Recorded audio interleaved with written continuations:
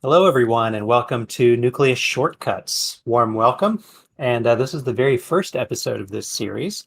I'm your host, Adam Dudley, from the marketing team here at Nucleus. And our topic today is tracking resolve vulnerabilities. And our guest is Dave.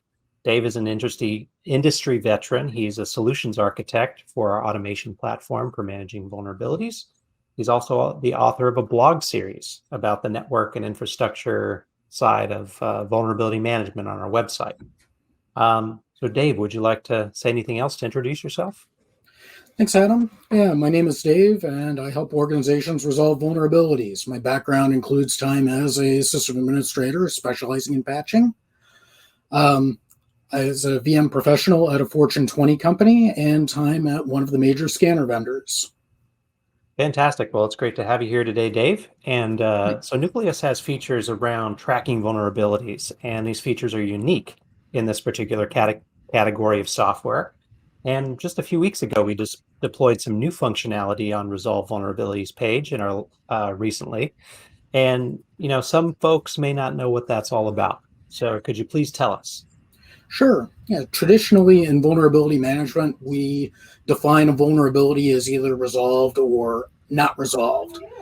And tracking the progress of a vulnerability that's in between those two extremes, 0 and 100%, has always been extremely difficult.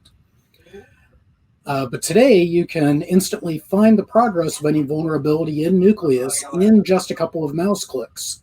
And the benefit is that in reality, there's a big difference between being half done and having not gotten started yet, and not being able to notice the difference has been a huge political problem for vulnerability management teams up until now.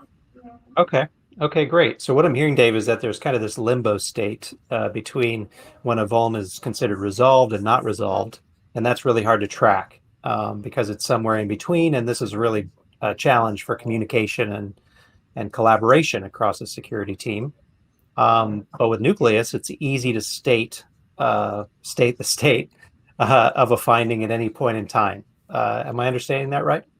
Exactly. Yes. And it's automatic. You're already scanning your network using one or more of our partners' vulnerability scanners. We've just added some more analysis to the data that we're already collecting from them. So you already have this set up. There's nothing additional that you need to do. Now, one thing that you can do to make this work better is to scan more frequently. And then we've just automated the most tedious and difficult part of the analysis.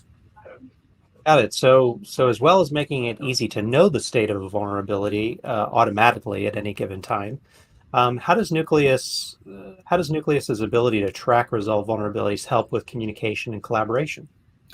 This gives us an opportunity to collaborate that we really didn't have before, or was extremely difficult to do before.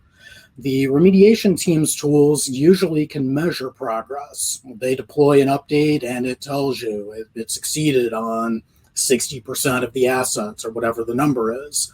And they expect for us to be able to check on our side as well to see how close the numbers are. And the extreme difficulty of doing that in the past has caused no end of political problems for vulnerability management teams, whether that is to make us look and sound uncooperative or to sow distrust in our tools. But with this feature, as long as you're scanning frequently enough, remediation teams can now compare notes with us, and we can find those discrepancies in our numbers early and then work on fixing them. That's awesome. So, Dave, what do you think we dive into a brief demo to see how this really works? Sure. Oops.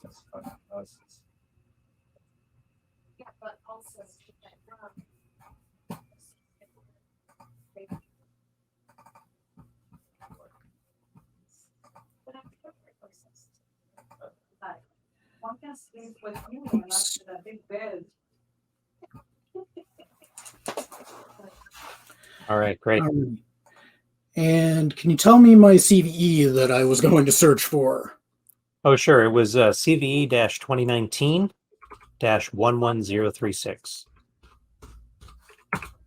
Alrighty, so CVE 2019-11036. If we click on that vulnerability and then we click on instances, we can see right here there are 3 instances of that vulnerability. 2 of them are mitigated.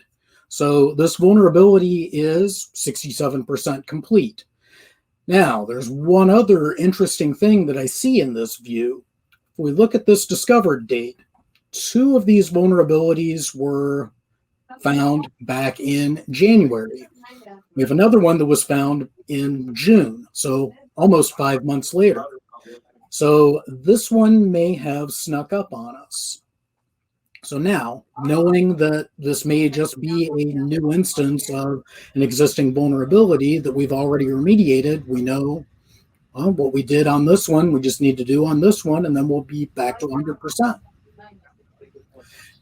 This is a lot more information that we have had previously, and you won't get caught off guard. We can see that, hey, based on this, we see how many instances exist, how many are fixed, how many are active, and when they were found. So you can speak intelligently on this vulnerability, even if this is the first time you've seen it in your life. So that makes it much easier to not only collaborate, but also to sound like you know what you're talking about in those monthly metrics meetings that some of us have to have. That's fantastic.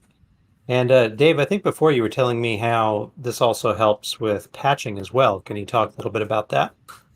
Sure. One thing about patching is that you rarely go from 0% to 100%. Some patches go down that easily, but it's rare. What's much more frequently is you go and you deploy all of those updates, or you deploy an update, and it works on 70, 80, maybe even 90% without you doing much of anything other than hitting deploy and maybe doing a reboot. And I call that caveman patching because you don't have to be very good to do it, and you can do a whole bunch in bulk and go. But once you hit that wall, wherever that is, then you have to shift into actually what I call brain surgeon patching, where you've got to actually use your system administrator skills to see why that group didn't resolve. And so this allows us to see a vulnerability that is in that caveman state when we can see that, hey, it's 2/3 done or 90% done, and that first 70 to 90% is easy. That can happen in a matter of hours. But getting to 100% can be a long slog. It can take several months. But this allows us to track where it is, how far along it is in that process now. And you can actually measure that and become much more aware of what that patching process looks like, rather than just taking everybody's word on it now. That's great, Dave. And so what I'm hearing is it's really, really fast and easy to get down to the detail of the information you need to make a judgment about, to what percentage this vulnerability is resolved. Exactly. Got it. Great. So in the interest of time, let's talk a little bit about, something that I think is kind of the core value of Nucleus, in that really when you're looking at these vulnerabilities, this is an aggregate from all your different scanning tools, coming from your pen tests, it's coming from compliance, it's coming from your application security, it's coming from everywhere. So, can you talk a little bit about the unique benefits of being able to see all your vulnerabilities and act on them in one place? Right. We've mostly talked about infrastructure because that's what I'm most comfortable with. That's what my background is. But this actually absolutely works for your AppSec vulnerabilities too, whether they're coming in from your manual testing, your tools, your penetration tests. And one of the biggest problems with a security culture is that we have so many tools and they produce so much data. And the larger your organization is, the more tools you have and the more data that you have. And just keeping track of all of it is extremely difficult. Nucleus gathers it all together in one place so you can track it and you have a unified view. And then you can see all of this in one place, and that helps you get a very holistic view of your overall security. and you can split it up or divide it out, however you need to do it. All of us like to consume our data a little bit differently, and this helps us to meet each employee where they're at, and so they can see the data, how they like to see it, and understand what's going on.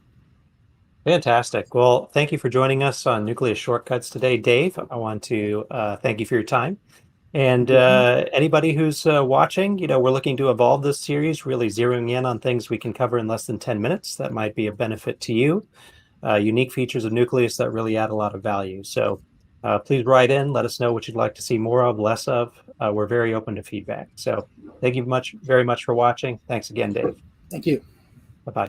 Bye.